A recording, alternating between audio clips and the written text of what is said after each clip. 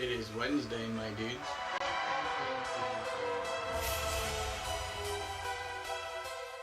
It is Wednesday, my dudes.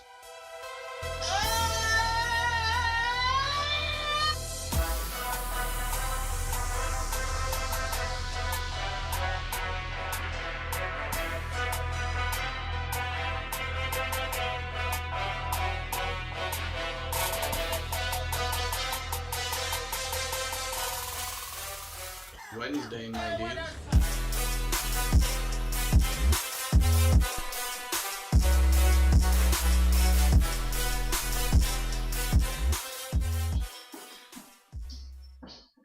Hello and welcome in, as it is Wednesday and we are here live and back live this time, as we are joined back with Randall and our basketball expert here, Jalen Jury. As we did say, when the Sixers get bounced, we're having Jalen back, so that was already happened. So Jalen is joining us again, and we're excited to have him in, and we are catching back up on what we were going to do last week. If you didn't see, we have a new mascot for We Talk Sports Good, Rexy, the fighting dog. So, oh, you're fighting dogs no, now? Sorry, no, that. Oh. Oh no, he likes to play I'm with calling his the rope. police. Making a citizen's arrest. His tug of war rope is being just carried around in circles right now. So, It's fair. He's a very cute dog, by the way. Thank you. He's got plenty of energy, but likes a nap, so just the right mix. But yeah, we are here live, and we're covering. I will be trying to find maybe your new favorite baseball player.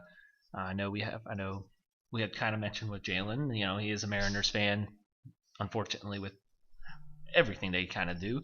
But maybe we'll get you a new favorite player. Maybe not a new team. I won't try to convince you of that, but maybe I'll get you a new favorite player. Ken Griffey III. Yeah, and you as well, Randall. Yeah, I we don't have think to we wait have for that one. I don't know if we have you technically a favorite player yet, have we?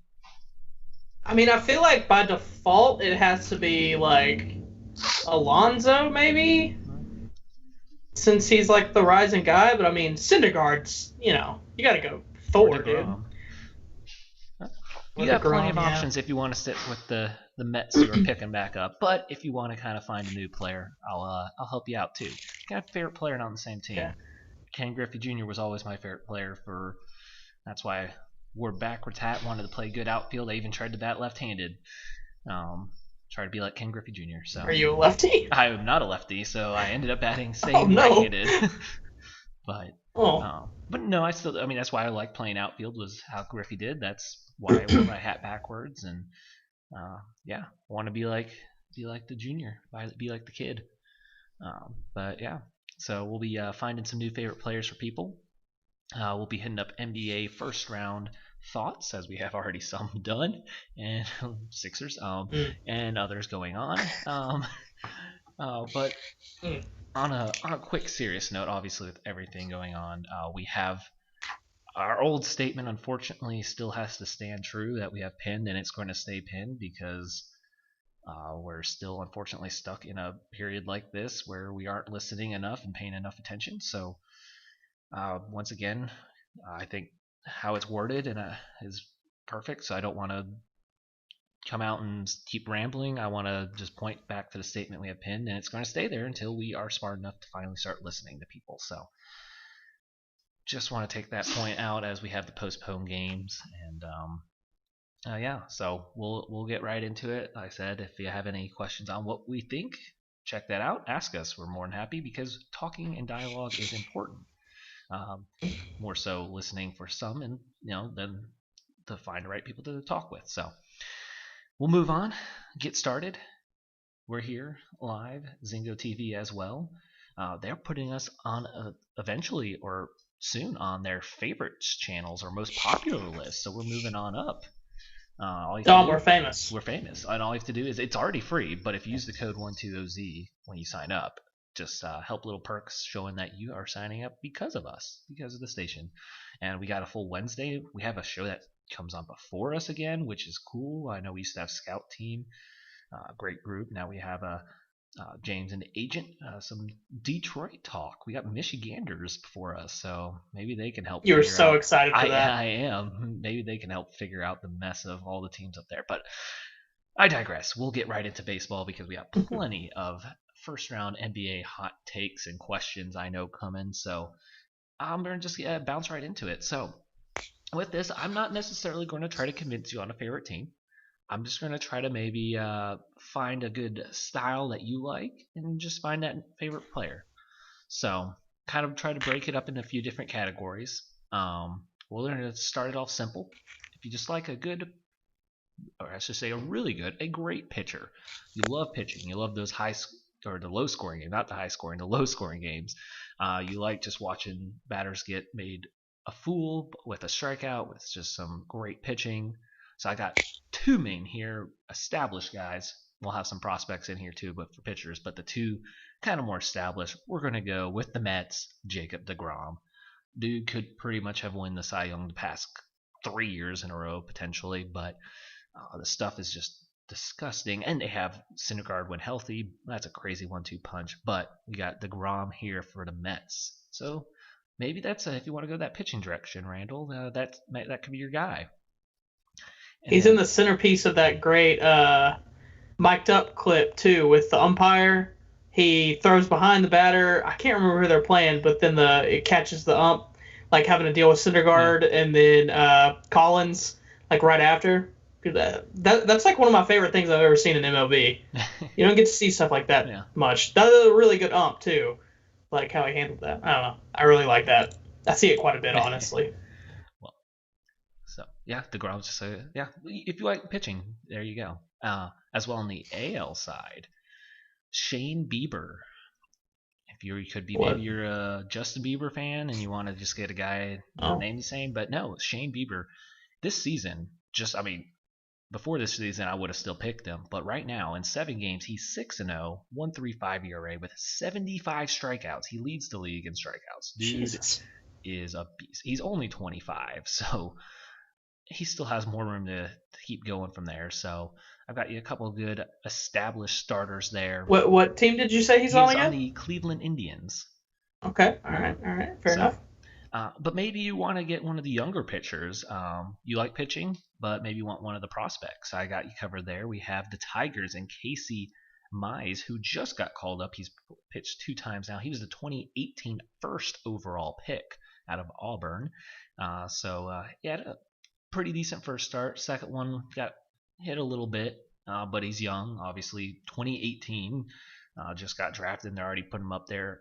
Has great potential. So once again, if you're kind of looking for that potential guy, you want to get on early. I mean, yes, he's a top prospect, but he's not established. So if you want to jump on the bandwagon early, that's one of your guys. Number 2, you really as well want to jump on the bandwagon, and he probably will get traded in 3 years, but it's the Marlins because they trade everyone. Sixto Sanchez. His name is Sixto. He was in the Real Muto trade from the Phillies, so he was one of the top prospects the Phillies had because Real Muto is one of the top catchers. So you have, and he's, I believe, just made a couple starts. So once again, you got a guy kind of just breaking in, so you can kind of catch him this season. And then my final pitcher on the list, if you want to kind of jump on early, is Hunter Green of the Reds. He was a 2017 first round pick. He has been topped at 103. He was hitting 100 in high school. He had, I want to say last year was an injury, Tommy John. But I mean, he still got a little bit to develop because he was out of high school 2017, but he could already throw 100. So that's a guy to jump on early for sure, especially if you like watching the consistent guys throwing upper 90s, 100. So that may be your guy on pitching. But can I ask a question about these pitchers? Yes.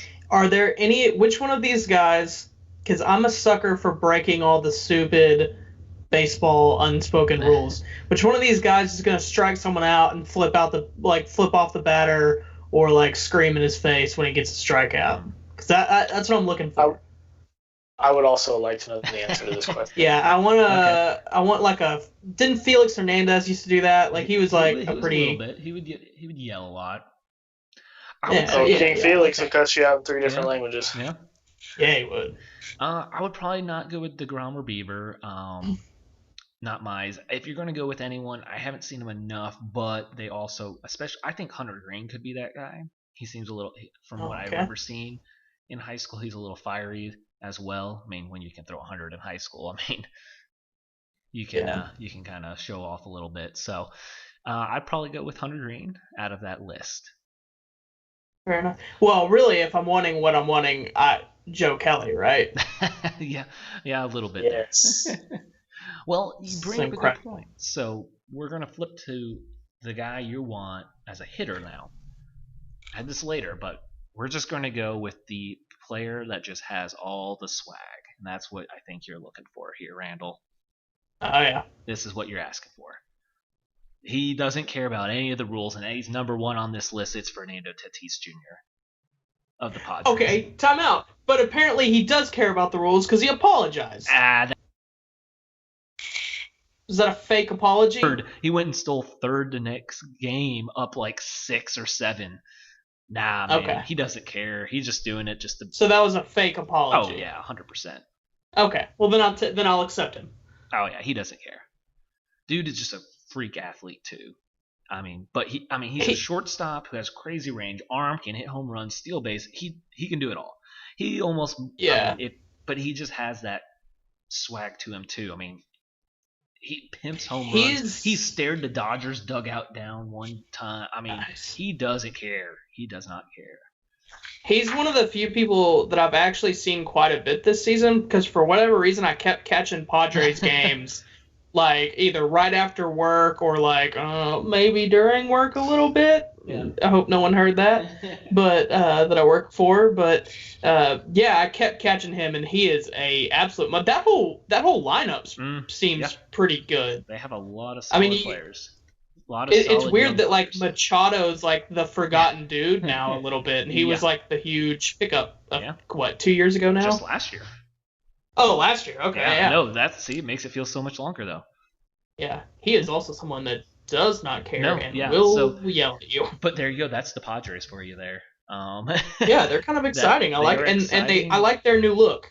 Yeah, I wasn't sure, but I do like it. I hope they maybe bring back at least one of the alternate blues as an alternate. Mhm. But I do like going back to the brown and Yeah. yellow. But It So- took me a minute because I still felt like I was watching the Pirates, but yeah, there's a little crossover, but the brown at least kind of mixed that up. yeah. But still on this list, we have the Phillies. If you might want Bryce Harper, obviously has been a love-hate guy. Now he has just super long hair, just the ridiculous headbands every game. But once again, he has the great batter. Just he can hit a home run, pimp it out. Great arm in the field. I mean, he was hitting like 95 as a pitcher in high school. So he's got a cannon from the outfield too. He is still fast. People forget about it, but very smart hitter. He gets on base a ton, which is overlooked because I mean sometimes he's a little more aggressive, but he still will get on base a ton. So Bryce Harper, that's a love-hate guy right there. Same as Javier Baez of the Cubs, shortstop. He is home run or nothing. The dude does not walk a lot. He's going to hit a home run, and he will pimp it out. He'll have all the chains. I don't know if you saw the World Baseball Classic clip where someone was trying to steal, and he caught it, no look, tagged the guy out, and was already pumping his fist with the other arm because they got him out. And he's a shortstop, He's a shortstop. Yep, and all he hits is home runs. pretty much. Interesting. Okay. So Javier Baez could be your dude, as well as Ronald Acuna Jr. just came back from injury from the Braves and hit a 470. He's on the Braves. Yep, 470 Yeah, I know him. foot home run today.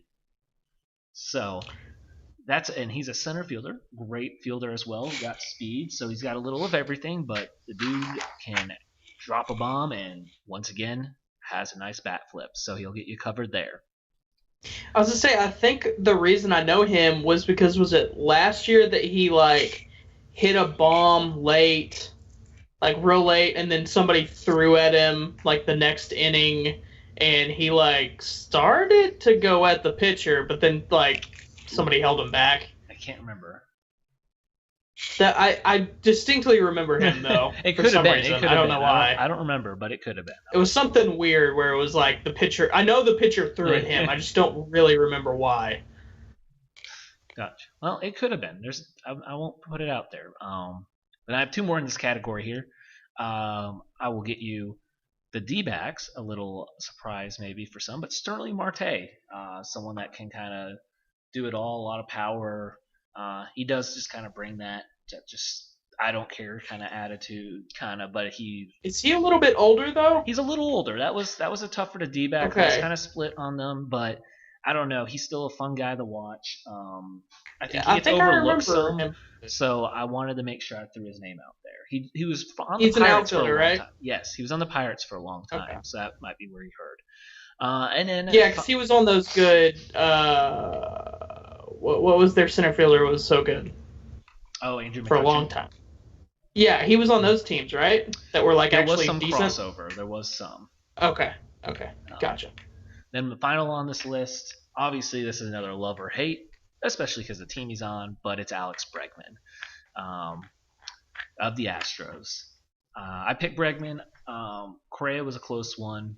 Springer as well, but I think Bregman has more. He gets in.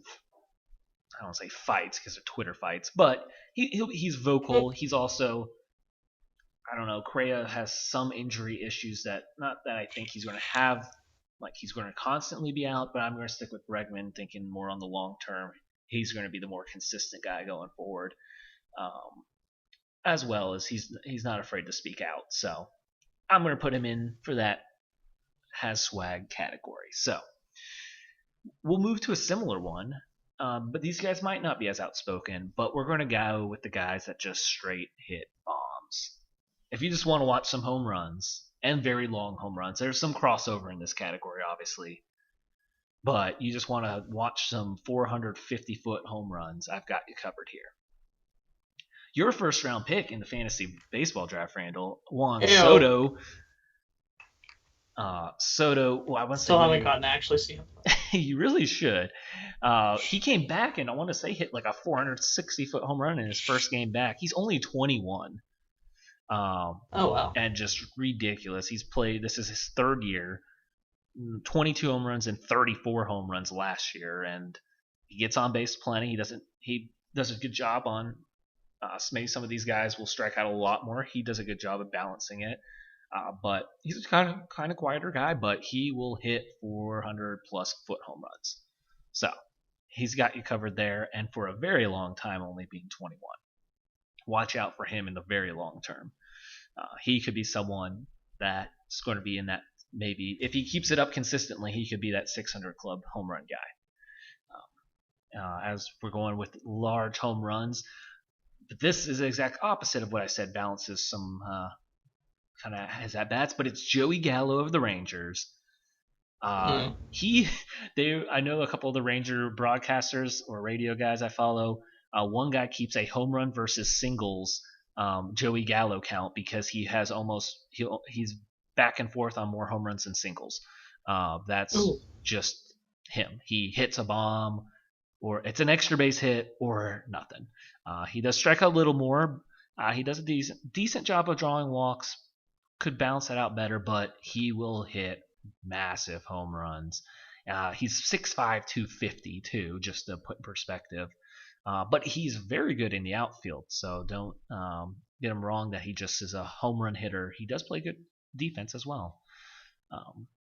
He's an outfielder now? Mm-hmm. Yep, they've moved him around. When? I thought he was always a first baseman. No, he actually moves off of first pretty quick because they had an opening at third because he had a great arm, and then it's like they put him in the outfield and they're like, this just makes more sense. He's a great defensive player, and it was kind of wasting him at first base, especially when you have a guy with great range. I mean, they were playing him in center some games last year out of desperation, but he's got more speed than you realize, and he plays great defense. So it was kind of I don't want to say wasting him at first, but because of his arm strength and his outfield ability, it was wasting him. Fair enough. Yeah. So another, just trailing with these lefties that can hit home runs, Cody Bellinger of the Dodgers. Didn't see him last year. He hit the 47. He hit 39 in his rookie season. Sandwich 25. Bellinger, this is another guy that he hits these bombs, but he plays center field most of the time for the Dodgers. Some first base, just because they have so many great players, but Bellinger's playing a great defensive center field. So it gives you a little balance too, but once again, just hit some great home runs. So had to throw him in here on that category, as well as this one's obvious, Aaron Judge of the Yankees. I mean, the dude's known for being huge and hitting very far home runs. So, All rise. yep, there you go. So, and then following up in the last in this category is you might want to also jump on bandwagon. Might be a little past bandwagon, but Vladdy Jr. of the Blue Jays. Obviously, if you haven't seen, I think you have already seen Randall some of his massive home runs. Yeah. And he hits laser home runs too. Like some of them will get out in like just it feels like 2-3 seconds. Like he'll hit them so hard. So if you ever grew up watching Vlad Sr., then you might just want to jump on with Vlad Jr.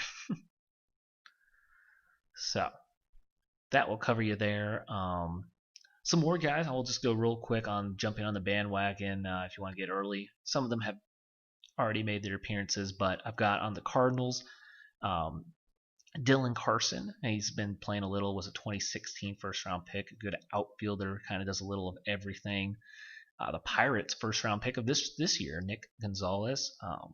He's an infielder out of, I believe, New Mexico State, but just came on strong of late. Was a very good high schooler too. So with the Pirates, you might want to just jump on early with their team. A couple catchers, if you guys like catchers, that can kind of do more than just play good defensive backstop there, is the Giants and Joey Bart. He just got called up not long ago, so he's getting a little at-bats here. He was a 2018 first-round pick. And then the Orioles' first overall pick last year, Adley Rutzman, he will be very dangerous and could get called up probably pretty quick if it wasn't for this short of a season, I think. That's a good defensive and offensive catcher there. If you want a local Texas guy, Bobby Witt Jr., I don't know if you recognize that name. His dad used to play pro. Shortstop for the Royals, was a first-round pick last year. He was, I believe, the second overall pick, the Rutzman, in that same draft. And then I've got for you, Jalen, maybe you want to stick with your Mariners, and Jared Kalanick. He was a 2018 first-round pick. A dude can hit home runs. I think he should get called up soon. He was a part of the trade where they traded away Cano and all of them to the Mets. So Kalanick, someone to watch. I think maybe you'll see him at the end of this year. He was tearing up in their spring training, so I think he might get a chance to get a shot here this season. And then as well, the Red Sox got in their trade for Mookie, which will never be at the same level, but I have for them Alex Verdugo. Very good outfielder, very solid, will do everything well, hit for a good average, probably 20-ish home runs, play some good outfield defense, but won't be at the level of Mookie, but he is still a solid young player who I think will be very good for a long time, so you kind of have that consistent good prospect. White Sox were tough because obviously you just saw Giolito throw a no-hitter last night, and then they have all sorts of power on offense. I was close to picking Jimenez, but Luis Roberts, some call it could be the next Mike Trout because of his ability to do everything in great defense, home run, average, stealing. So I'm going to put Luis Roberts for the Sox because that's something hard to pass if you've got multiple people calling you the next Trout. So, and then the Twins, I think we'll get calling up Royce Lewis soon. He's a 2017 first-round pick shortstop. That team's already very good, and if he can just jump in soon, he could kind of keep them going for a long time there. So that's kind of going through the younger players. I know obviously might not know as much, but want to throw them out. And then our final category, I've got the just all-around stud players. You just want a good overall player that can do it all from offense to defense. I got you covered here. Got Mike Trout of the Angels, Matt Chapman of the A's, Christian Yelich of the Brewers, and Nolan Arenado of the Rockies. And got 2 outfielders and 2 third basemen. Chapman and Arenado are defensive wizards at third base. If you haven't, definitely check out some highlights from those guys. It is ridiculous some of the plays they can make. And then, as well as, obviously, I'm sure everyone's seen plenty of Trout, and then Yelich with the big season, just last year has made a name. But if you just kind of want those overall guys that can do everything, there you go. Fair enough. Any maybe change on new favorite player? I'm intrigued. I'm not gonna lie. What I've seen out of Tatis Jr. is really intriguing. I'm not gonna become a Padres fan because that just seems like a weird team to be a fan of, but I definitely like that lineup. Some of the young guys that I've seen so far in the little bit of baseball that I've watched, and I've definitely already watched more than I have in the past few seasons. But there's a lot of young guys that I really like. It seems like some position. It seems like shortstop used to always seem like it was just really they were there for their fielding. They might have been good at hitting, but they were not really many power hitters. It seemed like. But it seems like that's kind of changed a little bit, that shortstops are a little bit more balanced and better at hitting now overall, seems like, in the league. I don't know, maybe that's just me, but that's what it seems like. No, shortstop's kind of it was always, the best players in high school would do it, but then you might move them because you didn't want, shortstop might wear them out. Now it's just like, your best player, if he's a shortstop and he can play shortstop, you keep him there. Yeah. And then eventually you might move him. Machado moved to third, but Machado's just also a great third baseman, so he's almost even better as a third baseman. That sounds weird. He could still easily play short, but I think just Machado's abilities at third almost match up better. But yeah, so got any thoughts? Maybe have a new player picked. There you go. Want to make sure we have plenty of time so we can just jump right into the basketball questions we got ready to go. Anywhere you guys really want to start? Frank, you want to start somewhere specific? Yeah, well, just for my sake, let me just put the dog down early. All right, Lakers, Blazers. Yep. All right. I've got the questions, but did you want to say anything first? Yeah. I'd like to say just how proud I am of that team, of Portland, and the organization. Obviously, I've always believed in our coaching staff and whatnot, but just proud of the team, proud of the players for coming together. Before COVID, before the pandemic, and the postponement of the season, there's just no way I thought we were going to make the playoffs. We were playing horrendously. I just thought there was really no shot. And obviously getting Nurkic back healthy helped an astronomical amount. But just for us to even make the playoffs in a year where all hope was kind of lost, just super proud of them. And also proud of the all-time great Carmelo Anthony for showing out and hitting huge shots for us in the bubble. I kind of figured playing in the bubble would help him because it was kind of more of like the open run style that he dominates. I bet LA Fitness on the East Coast, they all play at the off-season. Hoodie Mello. Yeah, and Slim Mello looked like Hoodie Mello, and I'm super happy for the guy. Just to be honest, that's all I really got to say about that. All right, well, we'll then fire up the questions here. We got a couple questions for each series, and we'll just keep it going with Lakers Blazers. Can Dame ever get over the hump? I'm gonna say I just don't feel like he can. The West is by over the hump. Now, by over the hump, are we talking about like getting to the finals or winning it all? I'm saying, yeah. I'm just saying getting to the finals. That's with the West. I'm just gonna say getting there. If he, I'm gonna say no. Unfortunately, the league, the way it's set up, and just the way Portland is and kind of what we've got going and what works for us, it's entertaining for a lot of people and it's better than what it's been, but we're just not built to take on teams like the Warriors. We're not built to take on teams that have LeBron and Anthony Davis on the same team. And yeah, I mean, if Lillard goes to the East, yes, absolutely, he can get over the hump and make it to the finals. But in the West, it's hard to do it.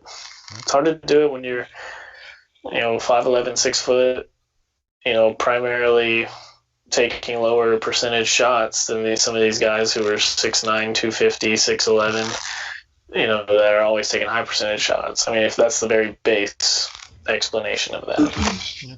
I mean, yeah, I feel like that's what when people start talking about everyone's NBA postseason failures, I'm like, I don't know. I find it hard to really like down a guy on his abilities because of that, because we see the not necessarily, I guess. I don't see him as a postseason failure at all. Well, I mean, but that's the talk because of the whole arguments that have been brought up. But yeah, I would more say that he's been great. That I would say he's been successful in the playoffs because he's brought teams that should have never gone as far as they did. Yeah. Now, on paper, if you look at this team on paper at the beginning of the season, should they have probably done a little bit better? Sure. But, I wouldn't have said that about any of the other teams he's brought to the playoffs. Yeah. Fair. So, I mean, I don't think he'll get over the hump at Portland. At least not with the current roster. And I don't think that much is going to – it's not necessarily a desirable place to go play, I feel like. So, it's not like you're going to get a whole bunch of stars out there and then – I don't see Dame ever leaving Portland, so if he doesn't leave and they can't turn that roster around, I don't think he'll ever get there. Sadly. Gotcha.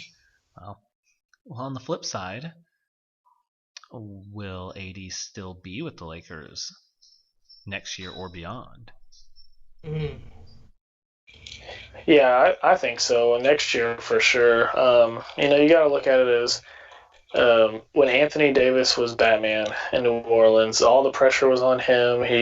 Postseason he couldn't really deliver. This is kind of his chance to be Robin, and that's not. I don't say that in a demeaning way towards the guy, but when all the pressure's on LeBron and much less pressure is on you, it's just a known fact. It's for most players, it's easier to perform that way.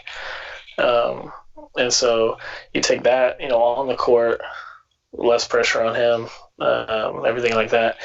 And then off the court, you got to realize that he's also in LA. He's probably making way more money than he could probably make, off the court doing all kinds of stuff. So it's kind of a no-brainer for me for him to stay. It's not like LeBron's 38, 39 yet. He is 35, but I think LeBron's still got two more years of doing what he's doing. That's fair. Yeah, he is an unrestricted free agent this year. I think if this series would have gone south for them and AD would have kept playing like the way he did in Game 1, I think he would have left. I don't know if he has not been a guy that has been scrutinized and been in the spotlight like that yet in his career, and I don't know how he handles that. Apparently he handles it well because he came back and had a monster game after that, but I didn't know at that time. So if he would have responded horribly and kept playing bad, I could see him being like, I don't want any part of this, and jumping ship. But now I feel like he's gonna stay for sure. Yeah, that's a good point. I think this series also, but also I think him staying is largely dependent on how the rest of the postseason shakes out for them. Do you let's say that they don't even make it to the finals, or let's say if they lost next round to Houston or OKC, which no way, but let's say they lost. Do you think he'd leave then? He'd be more tempted to. I think it just depends. I just honestly don't see him leaving like that. Because part of me says if they get to the conference finals or even the NBA finals and if they're not able to get it done, then obviously there's the motivation of like, we were so close, let me come back and do this. But then even if you were to lose next round to, like you said, OKC or Houston, there's also the flip side of that of like, all right, well, we haven't really shown them yet, or I haven't shown them what I can really do with this team and yada yada, so let me come back and do that. I think there's just plenty of motivation either way for him to come back. Yeah. I feel like there's still if I'm remembering this offseason right, they didn't get AD till towards the end, right? Yep. So they really haven't had an offseason to build the roster around LeBron and AD like they want to. Like this cast of role players that they have is not necessarily what they want, right? There's no way. When Caruso and Kuzma are your like next ups, it's not necessarily what you want. So I think it's not crazy that they're even better next season because they'll have a whole offseason of actually trying to plan out how exactly they want to build around LeBron and AD. Yeah. All right. Well, we'll flip over to the 1-8 on the Eastern Conference side. We have Bucks Magic. Now, obviously, Bucks slipped on game 1, but back in control. But will Giannis actually get it done this year? And if not, any chance he leaves the Bucks? Go ahead, Red. So to me, get it done is get to the finals. I think no matter what, the goal is to get to the finals because once you get there, anything can happen, right? But so I don't think they will. Actually, I don't really like the way I don't know if y'all gotten a chance to watch their games because I did. They haven't. Yeah, it kind of started to concern me. Yeah, they're not playing well, and like guys, there's a reason they're getting the shit time slot at like 12:30 every day. It's because they're playing terrible and they're playing against Orlando. Like I don't like the way they're playing. I think Miami's gonna give them a tough run next round, and then I'm gonna be real. I think whoever comes out of Boston, Toronto is gonna probably make it to the finals. I'm leaning towards Toronto. I love the way they're playing. Plus Coach of the Year by a long shot right there. So, but yeah, I don't see Giannis making it, and I don't know if he leaves. I still haven't figured that out. I think it kind of depends on how next round goes a little bit, but I'm still not sure that team is necessarily exactly what he needs around him either. Yeah, I don't love the Bucks roster. I never have. I'm not sold on any of those guys. Yeah. I mean, the Lopez twins are more concerned with beating up mascots and chairs than having a respectable field goal percentage from wherever they decide to shoot from. I haven't been a huge Bledsoe fan since he left Kentucky, if we're being honest. And Middleton is one of the most overpaid supermax or max guys that I've ever seen in my life. So I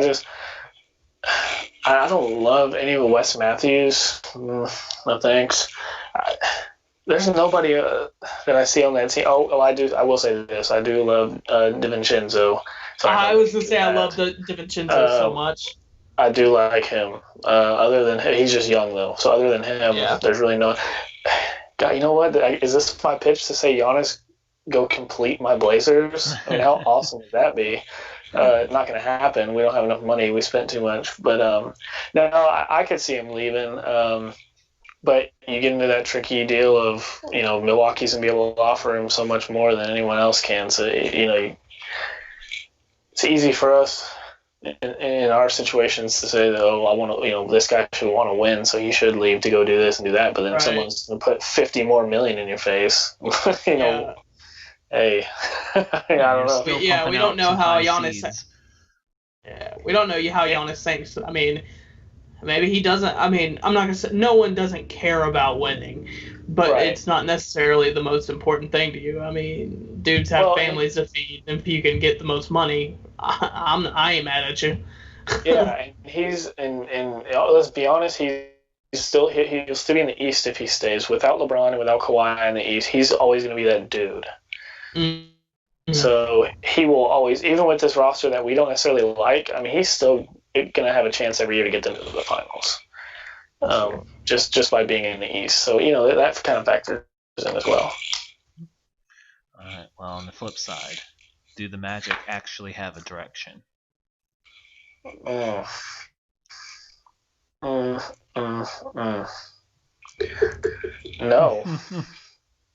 Yeah. No, I don't know what they're doing. Do you remember? Okay, so do you remember when you were a kid and they used to have those Hot Wheels sets that you could like build your own track and you had to like combine the deals to make it go around, and all. Okay, so it's like that, right? And then you invite your like 3-year-old little cousin over to help you out, and he just starts putting pieces all over the place. And so you put the car on the starting thing, and it just rips into the wall, and then you put it on the next one, and it rips into the kitchen, and it's knocking over stuff, and you ended up with upside down cars in wrong places, and somehow one ended up in the toilet in the bathroom, and that's kind of what the Magic's roster looks like to me. It's just a whole bunch of pieces that were just, well, yeah, this might work. Well, this could work. Yeah. Oh, let's start this guy here. No, let's do this. Let's sign it. Oh my God, like what? I just have no idea what their vision is. How do they want to play? They've got so many guys that don't complement each other's play styles. It's a wonder that they got to the playoffs at all, to be honest. But yeah, I think this offseason is like a chance for them to bust it up a little bit, though, and like actually start to form some type of direction. Because I mean, I'm with you. I don't see their direction right now either. But they have an option on Fournier. Thank God, they got to get rid of him. And that get rid of Fournier, please. Yeah, that contract is horrendous. $17 million a year. DJ Augustine's gone. I think Aaron Gordon has one more year. I think he'll be gone. He's got to go. Yeah, he's not worth it. James Ennis is gone, who is actually like not a horrible scorer for them off the bench sometimes. Like they don't have much of a roster left after this season. And then you have Vucevic, Aaron Gordon, Markelle Fultz, Isaac, and Bamba. And it's not like they're building around Vucevic, and Bamba's not coming into what he thought. Their best player on the court, other than Vucevic, to me, is Jonathan Isaac by a long shot. And I feel like, do you remember they used him at point guard in the summer? This is a deep cut. They used him at point guard in the summer league, not last season, but the season before, and he tore it up as a point guard. Yes. I don't know why they don't put the ball in his hand more on offense. Like, let him initiate. They don't do that enough. I don't understand why not, because God knows nothing else is really happening. Like, I don't believe in Markelle Fultz. I'm just going to be honest. No one does. Markelle Fultz doesn't believe in Markelle Fultz. So, I don't know, but I know they don't have a direction right now, or at least we don't see where their GM is going. And they have dudes like, Al-Farouq Aminu is making $9 million a year. Terrence Ross making $13 million a year. Vucevic $25. Gordon $20. Fultz is $9. Who else? I mean, DJ Augustine was making $7 million a year. Like, they've got a lot of people that are just they're top 3 teams with horrible contracts. Dom knows who number 1 and number 2 are. So, but yeah. We'll move on. All right. Well, I'll let you get a little Luka love, and just go, Randall. Luka in the shot. I know you wanted to talk about that. I mean, I wanted to talk about it more before last night. Yeah. Fair but he's incredible. He really is. He's 21. Hitting shots like that, I don't know. He's hitting 40-point triple doubles in overtime and hits a step back three. He's 21 years old. That's not a thing anyone's ever done. I was hearing stats thrown around with his name and Bill Russell in it, and and Kareem and those kind of stats. And I don't know. I was too young when LeBron came out to realize until he was midway through his career that what I was watching was something legendary.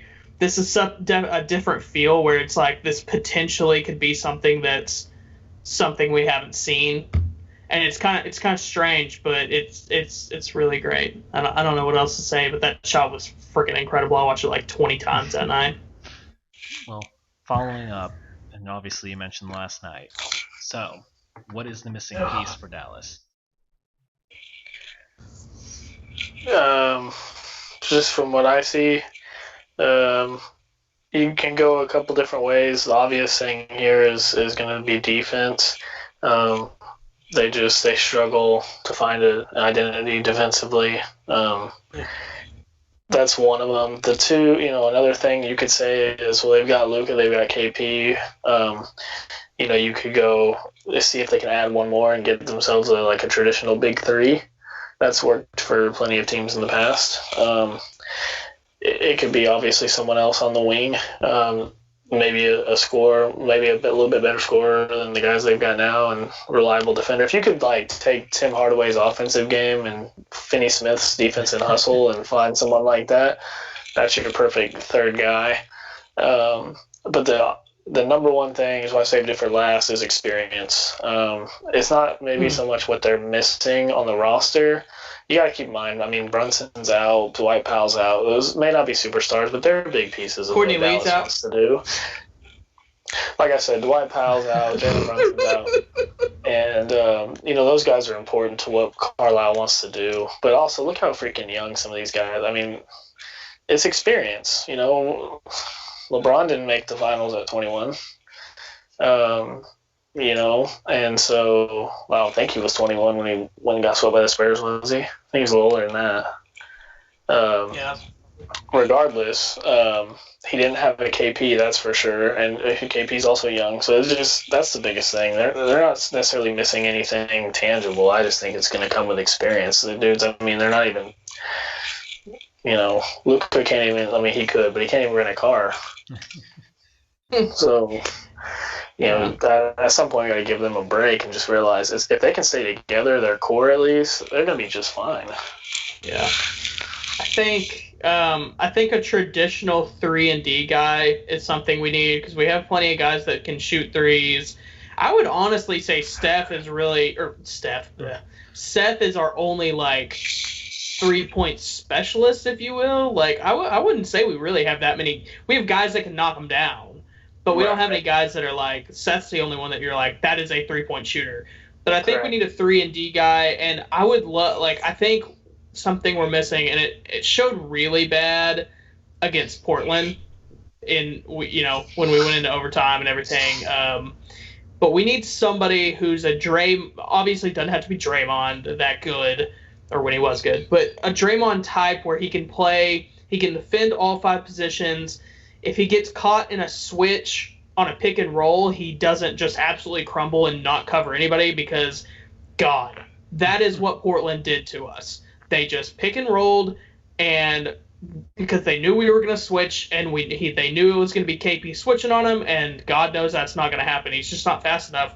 But one of the reasons I think Dwight Powell would have been better in that game, but I think we need someone like that who can defend almost all 5 positions. There's a few guys in the draft that I'm interested in, but yeah, and see, I don't even know if that's it, to be honest, because unless the only way to fix that, I think, Red, is to take KP out of the game, because even if you go, then they're just gonna find it. That's all we did. Yeah, we had. Sure, the highlights of it, you're gonna see. Lillard and CJ for the most part coming off, whoever's guarding KP. It's basically whoever KP was guarding, that's who they involved in the screen and roll. Yeah. And so at that point, it's just one of those things. He's just going to have to get better because Yeah. Like I don't disagree in the sense that if y'all went and found somebody that could defend all five, yes, that'd be huge for y'all. Mm-hmm. But I think more so than that, KP just needs to get better on the defensive end, and that'll come with when he's finally 100% healthy, because he's still not. I have a basketball question that we'll try to make it quick, but that's something in general that I don't understand. Maybe I'm just not paying attention hard enough, but like I feel like every pick in the NBA now is switched. Why are people not just fighting over screens or going under them more and trying to stick on their man, and they're always switching, and it seems to never work unless you have one of those defenders? It's really hard to, guys are so good now. It's really hard to fight over and under screens. If you're looking at just an example, if you're guarding Luka Doncic and you want to tell your guys we're not switching, because Luka's not going to blow by anyone with overwhelming speed. He's just one of the most crafty players to ever play. That's how he gets to the hole and gets by people and whatnot, gets his shots off. But if you're guarding a guy like Luka and you say, okay, we're not switching, we're gonna stay with it. Well, if you go over the top and the screener is setting any kind of screen, Luka knows how to use it, and you're toast. He's coming off. He's getting a layup. If you say, okay, that didn't work, so now we're still not switching. We got to go under now. We all know what Luka's going to do. He's going to Reggie Jackson barbecue chicken you. And so it's just I think that's what it is. I'm not an NBA coach, but just from what I know, you're sometimes just better off. And like the posts nowadays are more agile and more athletic than posts in years past. Right. And so you can kind of get away more with switching a screen if you've got Dwight Powell, to switch with rather than someone like a Shaq. See, in my mind, it was just like watching that shot. I'm like, I will take my chances with him doing that to Kawhi than Reggie Jackson, because Kawhi was on Luka and they switched. Well, that's what everyone was saying. That's why everybody was wondering, like, under what circumstance, if you're Kawhi Leonard, why would you not say, nah, Doc, we're not switching. I don't care if they hit me with 4 screens, we're not switching. Because Luka's taking the shot, double his ass. Yep. Like, I don't know. But no, that's kind of my theory. Is just guys are just too good now coming off screens. Fair enough. To even try to fight over it. Fair enough. Well, yeah, we'll blaze through these last. Yeah, we'll finish up here the last few series. Get one question from each, just quick answers. Jazz Nuggets. Who will be the better in the long term, Jamal Murray or Mitchell? I'll say Murray. To make it quick, I'll say Murray only because I think Donovan Mitchell relies a lot on his athleticism and longevity in the NBA. Typically doesn't favor those to do that. You look at Murray, he can he gets to his spots and gets his shots that he wants and makes them. Yeah, I agree, Murray too. I think he hadn't even really realized his full potential yet. Rockets Thunder, will CP3 get a legitimate chance at a ring before he retires? Not unless he goes to LA. Will that finally happen? Will they finally allow it? Yeah, I don't think so. I'm just trying to think of other places that he could potentially go, but there's not many that are gonna be open for him like that. So yeah, I don't think he will, sadly. Flipping on the other side, how far can the Heat go after the sweep? I think they could get to the finals, honestly. They're young, they're fresh, they're exciting, they're excited. Jimmy Butler, if they, he's obviously a great player both ends of the floor, and it seems like, that young core is kind of rallied around him. So I'm not going to sell them short and say that they have no chance of making the finals. I think they could. I don't think they will, but I wouldn't be surprised. Yeah, I could definitely. I don't necessarily think they'll make a final. Well, I could see them beating Boston. I don't see them beating Toronto, but I can see them getting past Milwaukee. I just love Bam. I love Bam, and I like this this version of Jimmy has made me like Jimmy again. I didn't like him in the past few years, and I think he's found a home there. I really like him in Miami, and I like that team around them. So, well, you guys both mentioned the Raptors. Where do you think it'll be for the Raptors this year, since they're still surprising everyone with no Kawhi? They can definitely still run the table in the East. They're actually my pick currently to make the finals. The way they've been playing, they were playing good all year, and now in the bubble, they've even just taken it to the next level. They don't have Kawhi, but they still. Fred VanVleet has been everything that we wanted him to be after last year's finals. He hasn't shied away from that. And the rest of the guys have stepped up too. Now Kyle Lowry, they need him healthy, but that's a given. So yeah, I think they can definitely make it to the finals, but end of the day, they still don't have that guy that you like. Pascal's great, Pascal's really good, but he's not a superstar. And I think honestly, in today's day, you can't win a finals without a superstar. You have to have that guy that no doubt you're throwing the ball to at the end in order to win the finals, and I just don't think they have that yet. And Pascal's not there yet. If he's gonna be there, I don't know. But I really like them, and they're my pick to make it to the finals. But most likely, whoever's out of the West is probably gonna take them out. Well, last couple minutes, I do have a tweet of the week to end. Just the 76ers, not even a question. Just the 76ers. Just let Jalen finish this off.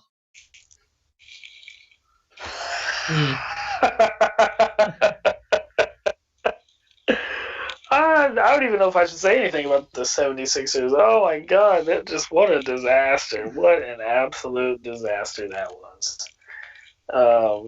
Jeez. Just go ahead and, Brett Brown was an awful, he just wasn't right for that. Coach. Oh God, terrible. Ben Simmons and Embiid. You know what? We talked about this one of the past times on the show. It was, well, who do you keep, Ben Simmons or Embiid? I'll be honest with you guys. After that crap that we all just watched, I don't care. The Sixers. I'm done talking about it. Go ahead, Red, because I don't care. That's just laughable. You mean you're not all in on them bringing in Pop and Pop being the next head coach? And not going to happen. Taking them to glory. He's not going to Brooklyn either. No. Like I said, keep Embiid, keep Simmons. I don't care. I don't. I feel really bad. Get rid of both of them. Build around Matisse Thybulle. They have some of the worst contracts on any roster too. That roster is a mess. I feel really bad for. I'm not sure who the GM is there right now, but Elton Brand. Good God, may God have mercy on Elton Brand's soul. To be fair, he gave out some of them, if I'm correct. Yeah, no, that's what I mean. He dug himself a hole because he's the one who brought in, Horford, and he most likely brought in Tobias Harris. It's just, yeah, it's bad. It's really bad. Why is Tobias Harris making so much money? What does he do? He was one of those players that had empty stats. He looked good with the Clippers. He made shots, but they were empty. They're just empty stats, and I don't know. That's one of those times where the stats are deceiving. Usually they're not, I feel like, but that's one of those times where just because he's averaging 25 a game does not mean he's that, Fair enough. All right. Well, we've got ourselves to the tweet of the week. It is a current NBA player. It was done in 2011, and they were in the NBA in 2011 as well. I believe second year in the league, if I'm correct. First time at Jack in the Box, they got funnel cakes hyped. Crap, I know this one. Oh my gosh. First time at Jack in the Box, they got funnel cakes hyped.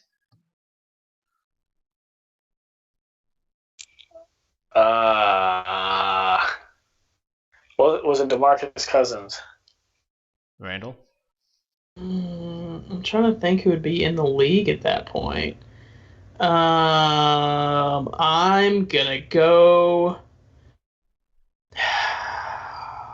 Let's go with Steph. All right. No, Steph would I don't know. He'd been in there a few years already. Well, you guys are both wrong. He did Crap. play on both of your teams at one point. It's Wesley Matthews. Wow. Yeah, I wouldn't have got that. He's dead to me. Oh, Oh. you were nasty with him on 2K though. Yeah, what team was he with though? The Blazers at that point. Yep, I'll never play with him again. You That's why I had never that played with Batum. Bucks.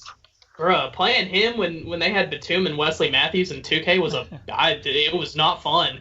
You Oh, torched me with that. I never lost on UMHB's campus. To this day, still undefeated. If anyone wants to come see the Dawn, come and get Well, there you worked. go. If you want to challenge Jalen to 2K, go for it. Well, thanks for. I never beat you once. Well, Brandel, you have to settle this. That hurts my soul. Settle it on the 2K courts. No, not now. But yeah, thanks for tuning in. Catch us next week and have a great rest of your Wednesday.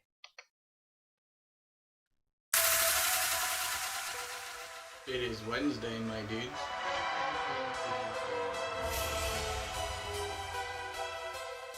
It is Wednesday, my dudes.